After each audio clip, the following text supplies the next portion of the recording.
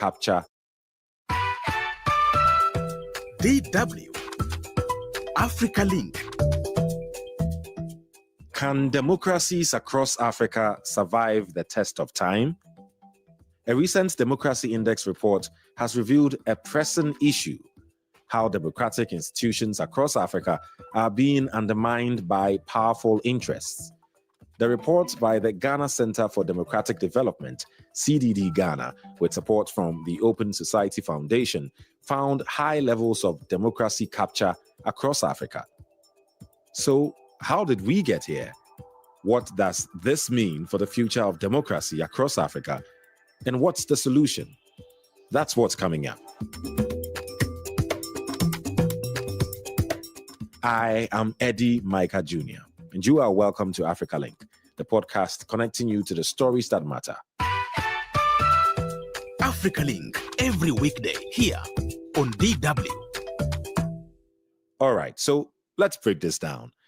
Democracy capture is when powerful or influential individuals or groups take control of democratic institutions and processes to serve their own interests, not the public good. This includes manipulating elections, weakening checks and balances, and diverting public resources for private gain. And according to a recent report, that is on the increase across Africa.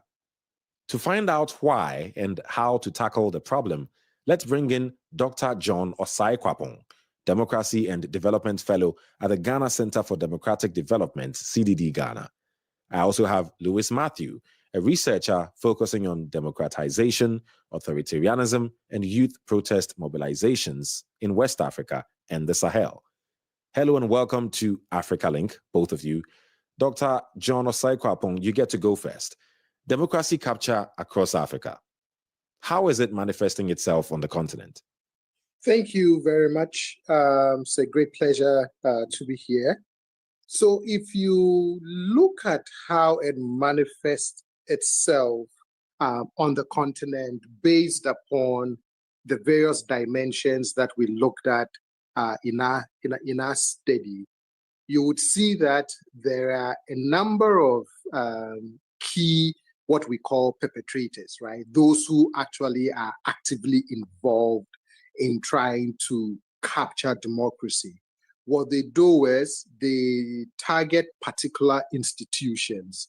So whether it is policy-making institutions, whether it is enforcement institutions, whether it's institutions of accountability, right? So your horizontal institutions like the legislature, the auditor general, or even sometimes your vertical accountability institutions like the media, civil society organizations, think tanks. And what they do is they use different methods and tools as they try to get these institutions or agencies to take decisions not for the broader interest of the general society, but to serve their own narrow interest. So in certain places, you see that they may use political pressure, they may use the threat of removal from office. So it's either they are doing it to achieve material gain, or they are doing it to increase partisan control within their democratic polity. The other thing that we also saw in terms of its manifestation is that the chief executive officer, and in our case, either the president or the prime minister, across the 10 countries that we examine, tends to be the key institution in the democratic design, actively involved in democracy capture. But there were two exceptions. So in the case of Ghana, for example, it is actually the political party that is the main perpetrator, although other kinds of actors have their footprints across the democracy capture landscape.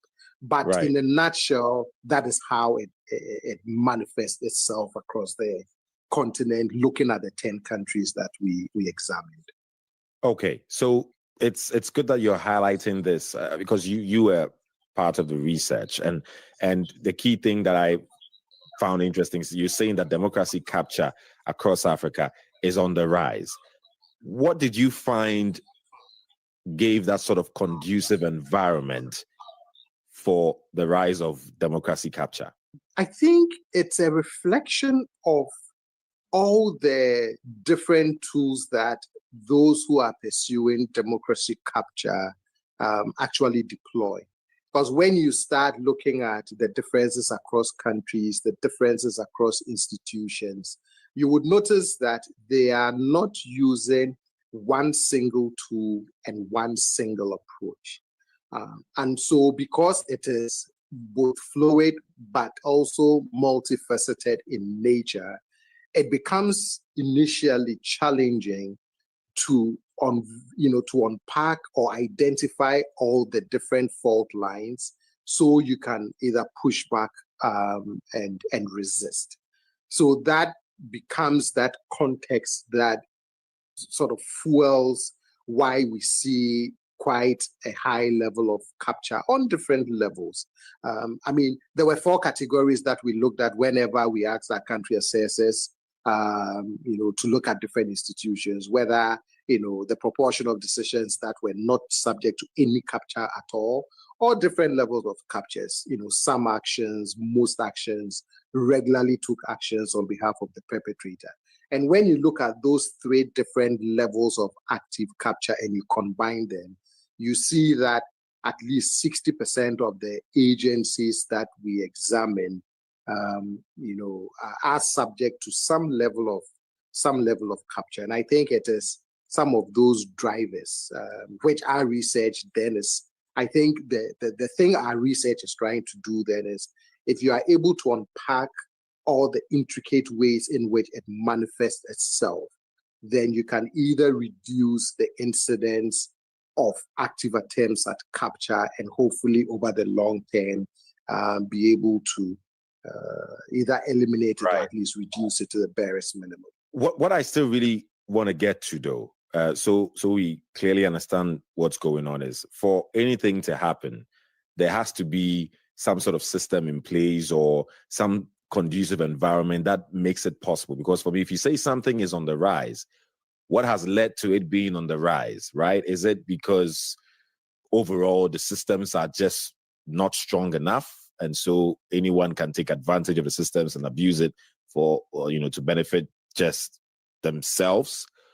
Or what really is creating that scene for the rise of democracy capture across the countries that you did the research in? And in your answer, please highlight some of these key countries that you did the research on also. The study didn't look at the why, right? The initial approach was, just to capture, where it is occurring, at what levels is it occurring, who is behind it, and what motivates them. So that is at the core of what the study did. I like the way you've sort of broken it down now. Then share with us that, in summary, that sort of key information that you got from the exact things that you looked at. For example, if, in terms of, who is behind capture, as I previously mentioned, your main perpetrator is the chief executive, the president, or the prime minister in the case of certain countries. And the countries we looked at are Ghana, Mozambique, Senegal, Nigeria, Democratic Republic of Congo, Benin, South Africa, Botswana, Kenya. Kenya was one of them. Right. So again, you can see the active involvement of the executive behind democracy capture. Why or what motivates them, as I mentioned, partisan control, material gain. But then when you look at particular institutions that they try to capture, for example, so if you look at enforcement institutions, one of the mechanisms and motivations is to cover up illegality. If you look at your regulatory or policy-making institutions that we looked at, part of that goal again is, for material gain. So if you can see, or even in the tender process, for example, material gain is one of the motivations. So when you begin to unpack them, those are some of the violations that you see. But back to your other question in terms of, is there something in the environment that enables it? I think one of the things that is often discussed within the African is the weak nature of our institutions. In the famous words of former President Obama, Africa needs strong institutions and not strong persons. And I think it is some of those vulnerabilities that these perpetrators are able to identify within these democratic institutions that I believe then drives some of their efforts to take advantage of it and bend it to their will. Let me come to you, Louis Matthew. You know, you've heard John speak. He was part of the research that claims that democracy capture across Africa is increasing. You yourself have been doing a lot of research when it comes to democratization, authoritarianism, and all of that. What do you make of the findings overall?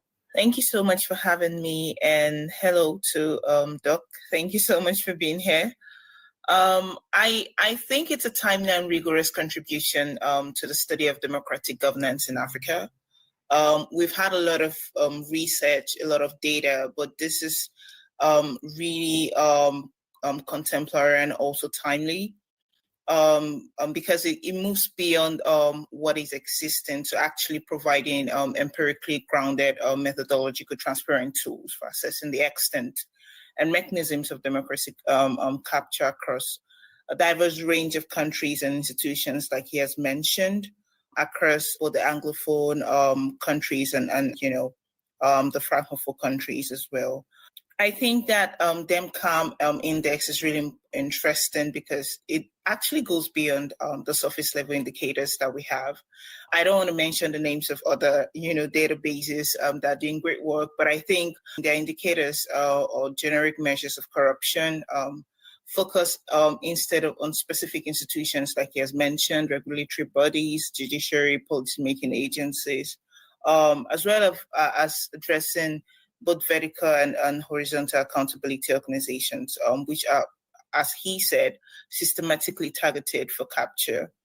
What does the increase of democracy capture lead to? It has led to the erosion of trust, basically, and the crisis of representation across African democracies. Because if you have institutions that are supposed or publicly known to be independent, to be non-partisan, to be democratic, and you have that same institutions undermining the rights and the interest and the well-being of the people, there's sort of a problem there, because people become apathetic towards the political system. People become the solution. People become angry even to go to the street, like we have seen in recent cases of urban youth protests and all of that. So I think it's timely because it's addressing slow but very pernicious practices that undermines trust in institutions and also political representation. Right. And then what happens when trust is totally broken down in society?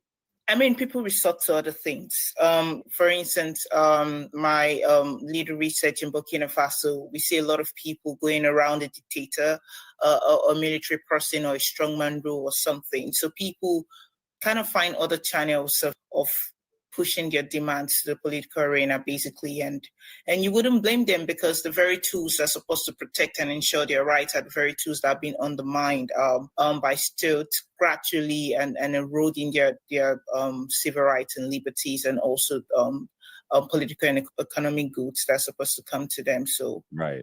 They resort to other things that undermine the strength, the capacity, the sovereignty, and also the security of the political arenas. Right. Here's what I find interesting is that, as John said, him quoting also former President Obama, that African countries do not need strong leaders, they need strong institutions. Then again, it's strong people that make the strong institutions, right? I mean, institutions are run by people. Luckily, it's not AI yet. So the question then is, what does it say then of the institutions and the people running these institutions if somehow they just allow, again, as John said, the top guy, whether it's the prime minister or the president, to just basically violate the law for their own interest? I mean, institutions are frameworks. They are tools. They're supposed to guarantee certain compliance from the actors that are in charge of them. If you have institutions, you have people that work in those institutions. And so there's some sort of trust that comes with, delegating power, the people's power and interest to some particular set of actors elected democratically to uphold those trust or to keep those trust. So if you have institutions on paper or on constitutional framework or whatever, and in actual practice or like empirical observations, they don't seem to work, then there's a problem. And it just seemed like the institutions are just window dressing that claims to have some sort of democratic structure, but actually devoid of the functioning and of the content of, democracy in practice. So, I mean, that's why a lot of people would actually think that, Africa is democratic in just words and in just global recognition of the fact that they're democratic and hence they ought to be sovereign and to be left to decide how they carry out their affairs. But, a lot of on-the-ground oppression shows that these are just like very window dressing institutions that are void of the actual functioning that is supposed to be the outcome of them. But let me move to you, John, because when we talk about democracy capture, it's very easy for people to say, oh, well, that is an Africa thing. And, as usual, democracy is failing. How does the situation across Africa, I mean, you did 10 countries, as you've mentioned to us, compares to the rest of the world? And also, there are those that say, well, when you talk about democracy on paper, Africa is still relatively new to it. Is it something that we can say that these are just some of the challenges that come along with strengthening democracy, or is there more to it? Good question. I believe that democracy and efforts that countries make to build and sustain democracies is not a one-time event. It's a process. I believe that we would go through periods of highs, we would go through periods of lows, but you just hope that over the medium to the long term, a country's democracy would get to a point of quote unquote peaceful settlement, where your institutions get into a regular habit of serving the interests and addressing the needs of the citizens, where they are able to, push back against particular narrow interests that tries to undermine the work that they do. So I think it's typical of nation building, democracy building, institutional building to go through such challenging periods. So for me, then, democracy capture, at least I'm hoping, does not become a permanent feature of our democracies, but rather, if this is what we are observing now, that it is one of those challenges that our democracies are facing that makes it imperative for us to build buffers of resilience to be able to push back, against it and ensure that its long-term corrosive effects does not ultimately destroy our democratic institutions.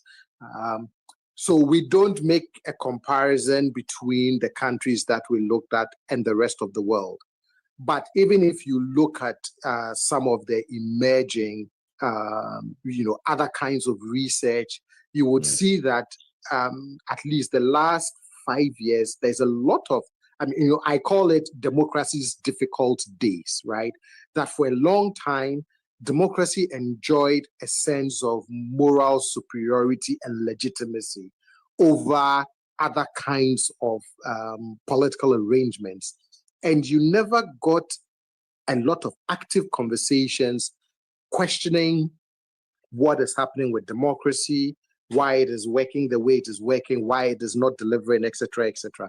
But in the last 5 years, there's a lot of conversations around democratic backsliding, growing dissatisfaction with democracy, democracy capture, democratic resilience, democratic erosion, all of those things. So I think we are at a place and a time where there is a renewed call to take a second look at this legitimate or this kind of government that has enjoyed legitimacy and moral superiority for a long time, to make sure that it continues to do the things that has made it the preferred form of government in so many places. Lewis, let's jump back to you. At the end of the day, I think you really laid down what all this could lead to. At the end of the day, democracy capture, whether it's a, it's a dent in democracy or not, it's a challenge, right? That could impact how strong a country's democracy becomes. So what needs to be done now to prevent the further increase in democracy capture? Or are we at a point where it's really going to be difficult because it took a lot of time for us to even get where we are when it comes to democracy capture? What needs to be done now to tackle democracy capture across Africa? Thank you so much for the question. I think one of the ways that we can begin to do something about it, as individuals and also as academians and also media, the media, is to actually tackle it from legal protections. So by legal protections, I mean that the rights of freedom of association, of expression, and assembly should be upheld and should be guaranteed, not just by, some local authorities, but also some very strong international engagement and commitment to democratic values. I know there are a lot of crackdowns on support of civil societies across a lot of illiberal democracies in Africa, especially, cases like Uganda, Rwanda, and all of that. But I think there's a way that it can be done to ensure that the expression of association and expression of assembly of civic actors, such as the media, civil societies, can operate without fear of harassment or retaliation from the system. One of the things that I think can be done now to tackle the issue that I mentioned earlier about civil society capture and all of that is actually resource independence. So by resource independence, I mean that there should be a way of diversifying the funds and streams of civil society organizations to ensure that vulnerability is managed with regards to political financial pressure. Of course, in this time and age and era, we've seen some kind of deep fake civil society organizations, fabricated by the state to project the powers and the influence and the interest of, particular elite collusions within the state. But I think that there are still authentic civil society organizations, that are operational within certain countries. And so it is imperative that we begin to think outside of state resources to diversify funding streams that minimize such financial pressure, including support of, some really passionate people that want the state or the government to work or that want democracy to flourish in Africa. Very well noted, looking at the arguments from both of you side. Many thanks, Dr. John Osai Kwapong, Democracy and Development Fellow at the Ghana Center for Democratic Development, that's CDD-Ghana. Also, Lewis Matthew, researcher focusing on democratization, authoritarianism, and youth protest mobilizations in West Africa and the Sahel. Learned a lot from you. Thank you. Now, democracy capture is a critical threat to Africa's democratic future. No doubt about that. Undermining institutions, eroding public trust, and limiting the benefits of democracy for ordinary people. Resistant capture helps prevent backsliding into authoritarianism or military rule, which has been a risk in several African countries in recent years. Talking about Mali, Burkina Faso, and Niger, for example. At the same time, it is only when democracy works for everyone, not just elites, that it can deliver health, education, and prosperity to ordinary citizens. So what do you think? Share your thoughts with us on our Facebook page, DW Africa. Your voice matters in this fight against democracy capture. Listen to us on Spotify or wherever you get your podcasts from. Don't forget to click follow and subscribe to our DW Africa YouTube channel so you never miss an episode. This show was co-produced and edited by Isaac Mugabe. And I am Eddie Micah Jr. Thanks for listening. DW, made for minds.